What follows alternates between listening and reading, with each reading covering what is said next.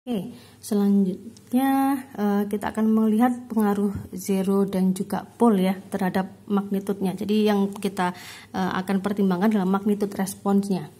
Jadi contoh misalkan pengaruh pole, misalkan ada sebuah transfer function yang isinya cuma pole saja, misalkan satu pole-nya ada imajinernya ya, S minus alpha plus J omega dikalikan S minus alpha minus J omega, misalkan seperti ini, kembar ya, ada imajinernya.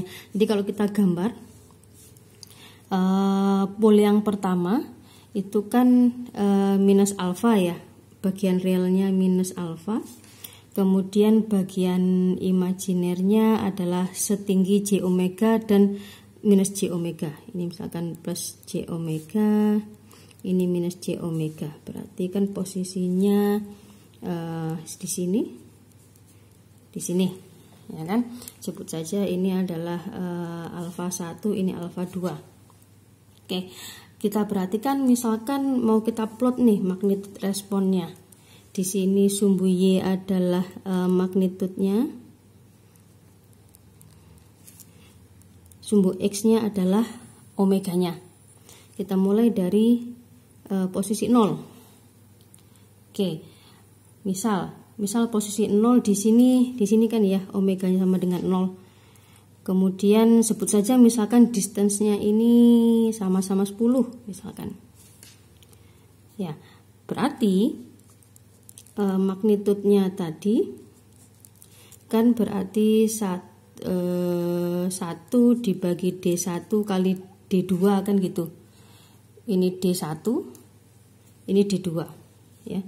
Ini ya jarak antara ke pole 1 kan D1, ini D2. Misalkan ini 10 dengan 10. Berarti pada posisi 0, sebut saja kita namai dia posisi bulat gitu ya. Posisi bulat atau posisi sama dengan 0. Berarti kan magnitudenya adalah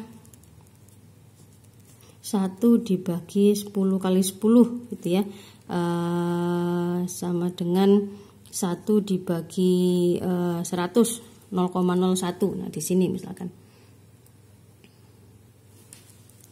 itu adalah posisi pada saat omega 0. Kita naikkan lagi di sini misalkan posisinya di segitiga. Segitiga ini misalkan distance satunya ini ganti 15, ini lebih pendek lagi 5 kan gitu. Posisi segitiga. Berarti HS-nya adalah 1 dibagi 15 kali 5. 15 kali 5 adalah 1/75. 1/75 itu kan berarti lebih tinggi ya daripada si bulat. Ini kan 1/100, 1/75 berarti lebih tinggi. Sebut saja posisinya di sini lebih tinggi sedikit, sampai kemudian pada titik sama dengan omega di sini. Kita sebut saja posisinya adalah kotak di sini, gitu ya. Nah, posisi kotak itu misalkan kesininya adalah 20 D1-nya, D2-nya misalkan adalah sama dengan 1 misalkan. Berarti 1 dibagi 20 kali 1, 1/20. Nah posisinya kan lebih tinggi lagi. Posisi tertinggi nanti kalau Anda hitung gitu ya, adalah pada saat nilainya sama dengan omega ini loh. Sebut saja omega C. Naik seperti ini. Oke, jadi keberadaan si pole itu adalah increase magnitude respon. Jadi ketika semakin mendekati nilai pole-nya, nilainya akan semakin naik magnitude responnya.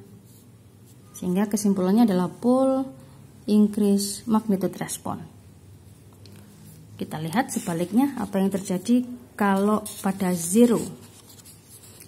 Ya, kalau zero misalkan ada sebuah sistem terdiri dari zero yang kembar gitu ya. S minus alfa plus J omega dikalikan S minus alfa minus J omega per 1 misalkan. Oke, kita gambar. Ini kan berarti ada pol di posisi minus alfa J omega, ini minus J omega. Ada pol di sini. Oke, dengan cara yang sama kita mau menggambar magnitude responsnya. Ini adalah omeganya.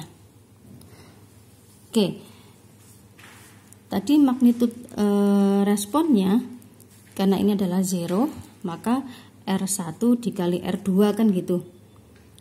R1 R2 karena ini adalah 01 dan ini 02 kan gitu. Oke, pada posisi di sini misalkan pada posisi 0 ya, kita lihat bahwa HS-nya adalah 10 kali 10 dibagi 1 atau 100. Berarti kan kita mulai bulatnya di sini. Posisi 100 pada saat omeganya 0. Kita naikkan di sini misalkan sama nilainya. Ini kan tadi nilainya 15 dengan 5. Pada posisi segitiga berarti HS-nya magnitudenya adalah 15 kali 5 dibagi 1 sama dengan 75. Turun nilainya. Sorry nggak kelihatan tadi ya. Oke, kemudian pada saat posisi pas di J omeganya, ini kan berarti magnitude HS-nya adalah sama dengan tadi 20 dengan 1 ya. 20 kali 1 dibagi 1 sama dengan 20 loh, lebih turun lagi. Nah, Anda perhatikan dari grafik ini bahwa pol itu mendekrease atau mensupres, menekan dari magnitude response. Oke, itu ya sifat dari zero dan juga pol.